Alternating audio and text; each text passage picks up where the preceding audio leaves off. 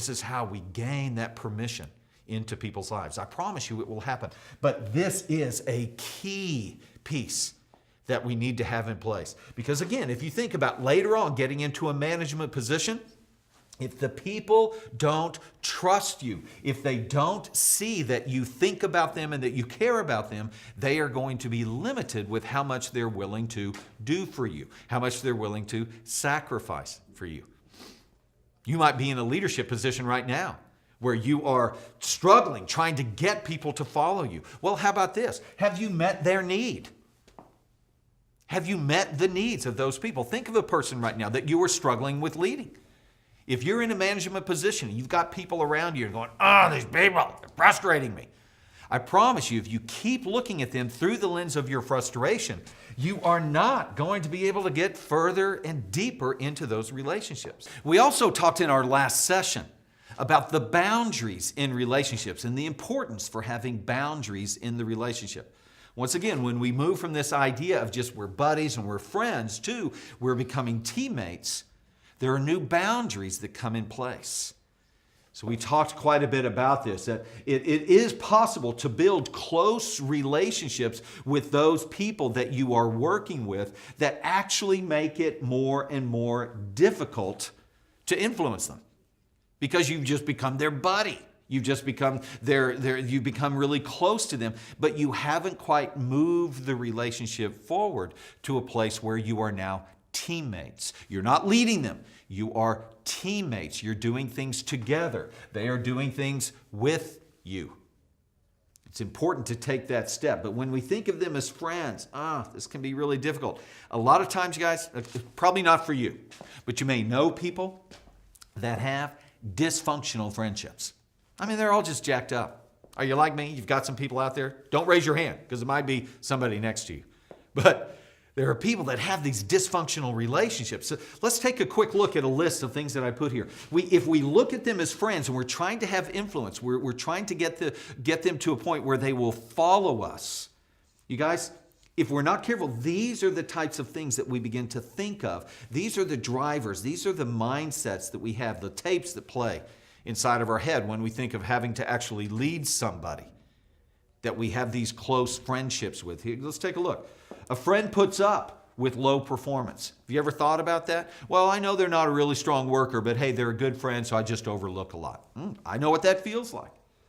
A friend rarely confronts. A friend overlooks the shortcomings of other people because I love them for where they are. I just want to love them where they're at. Just want to accept them. Okay, this whole word of acceptance. I just want to tolerate them. Just want to accept them where they are. I get that. A friend lets things slide. Yeah, I just didn't want to confront that thing because it's just going to be a big deal. I just don't want to get into all that drama, so I'm just going to let that slide. This is something that we think, to be a good friend, we have to let these things go. And I'm okay with that if you're a worker and you just have co-workers and we're building relationships. I'm okay with that. However, if you are interested in expanding beyond the worker level, if you are interested in learning how to become a team builder, if you want to expand your capacity to lead people, eventually you're going to have to bring a boundary into place that no longer really accepts and overlooks shortcomings. Doesn't mean that we get mad at them and scream at them, but we no longer accept the shortcomings. It goes on. A friend doesn't hold you accountable. A friend lets me be who I want to be, man. It's just who I am. It's just who I am. You just got to understand, it's who I am. You guys, I've been in this place before with close friends of mine where they have even asked me to hold them accountable, and I begin to hold them accountable, and all of a sudden they're mad at me. I mean, it can be really hard if you're trying to build a team, okay? If we're trying to build a team with people that we only look at as friends, or they just look at us as their friend. A friend always lets you do what you want to do. A friend is always fun. A friend is always there to listen to me and talk about my problems. A friend always understands and tolerates my laziness. We get that idea that I want to be their friend, And so I have to do all these things because the opposite of this, or so often what we do is rather than just seeing this mindset expand, we jump all the way to a wrong picture of what it looks like to have influence over somebody.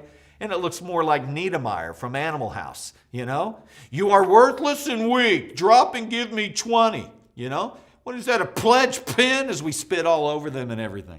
You may know the movie. If not, you might want to watch it, okay? But we consider ourselves either being this person that allows them to get away with anything, or we're this ogre over here, this Niedermeyer, that is forcing people to do things. And that is not the case. That is not the two options that we have. We can actually expand in our friendship. So, and I even want to ask you here, is that really friendship? Is it really caring for someone when you just allow them to do whatever they want to do? Are you really caring for someone and nurturing someone and loving someone when you let them just get away with shortcomings, when you don't confront them? Guys, I have a real question on it. I don't think that's good friendship. I think that is dysfunctional friendship, okay? But again, I would say, I don't know the statistics, okay, but there's a lot. I would say that 80% of the population, really, we build relationships that are dysfunctional rather than functional. I did it myself for a long time. Built relationships that were functional. Were they comfortable? Sure, but they were dysfunctional. I love this. This is not friendship, but it is the argument that we hear inside of our head when we struggle as leaders, as team builders, to confront low performance. We have these things in our head saying, well, you know, I want them to think of me as their friend. I want them to know that I like them. I want to help them. I want them to look at me and not be mad at me. I don't want them to be mad. I don't want to make them mad. How about that? I don't want to make them mad. I don't want them to leave. I need them to stay, so I don't want to hack anybody off because they'll leave. I want them to stay with me.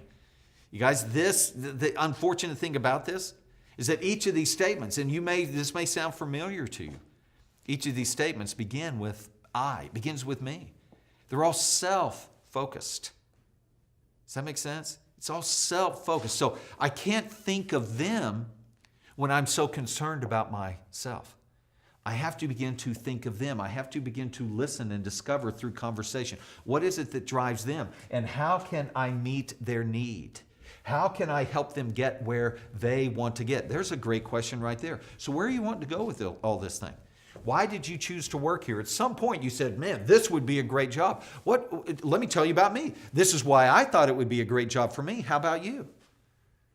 Begin to discover, get that permission from people to have that conversation, to discover why are they there? What are their goals? Where are they wanting to go?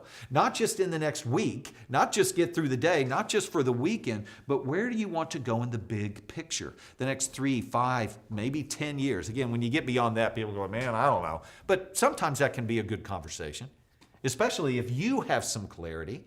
You can tell them, this is where I'm wanting to go in the next 30 years. I'd like to be here and here. And I've got these people that I'm looking at, and I kind of really enjoy looking at them. They're my mentors. They're the people that are inspiring me to move forward. How about you? Do you have anybody that's inspiring you? Anybody that you're looking to be like, to emulate? No, just want to get my paycheck. It's like, okay, that makes sense. And I think you may find that with a lot of folks. They really aren't familiar with this whole thing of setting goals and this whole idea of having vision for their future. And as we've talked about, if you don't have vision for the future, today is just fine. Whatever happens today is just fine. Because I don't have a picture of where I'm headed. So this is really important. Behind each of these false statements about friendship is hidden a concealed focus on self. You guys, permission comes when a person begins to believe that you are thinking about them and you are thinking about what is best in their interest over what is best in your interest. You've got to begin to think of others. You've got to begin to get in this place where we are actually meeting a need for them. So what are their needs? We need to have those conversations. Okay? We need to have the conversations. And again, I don't think that the conversation is, so tell me what you need.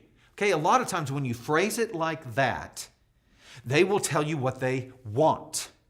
They won't tell you what they need. They will tell you what they want. However, if you ask them, okay, here's where we are today. Here's where we are now. And you begin to ask them about where they want to be. Now we're in a position, okay, catch this.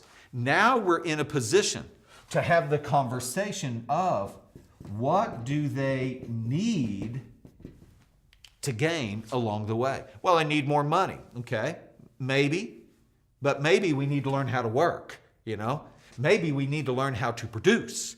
Maybe we need to learn some other things that will lead to money rather than just what you want is money. Does that make sense?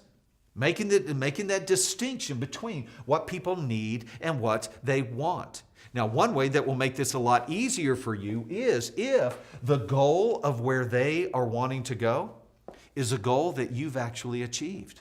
Huh? Now you have personal experience. Oh, wow. I remember wanting that as well, and I was able to achieve it. And here were some of the things that I did to get there. Have you done this? No. Well, okay, well, we need to take that step. And to take that step, I had to have X, Y, and Z. So these are things in the back of my mind that I'm going, okay, they're going to need this, they're going to need that, they're going to need this to help them get to the goal. But again, if you just ask them of, what do you need, they will probably just tell you what they want. Well, I need more time. I need more money.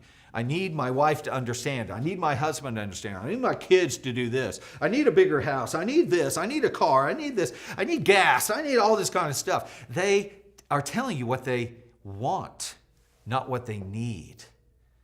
So the way for you as a co-worker with them to begin discover needs is to begin tapping into people's goals. Okay, now again, if people don't have any conversation, if they're going, I don't really know my goals, I don't really know where I want to go, catch this, okay?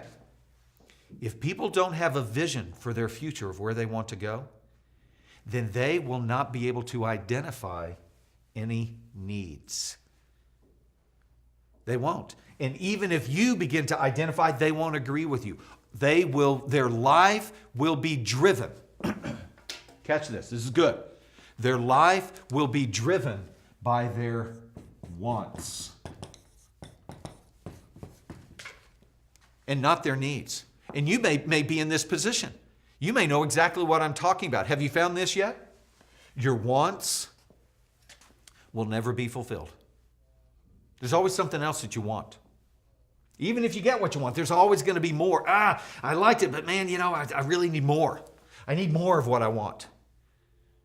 But on the other hand, this is from my personal life, as I've moved from being a school teacher to being an executive to actually being an entrepreneur and running my own company and then running multiple companies.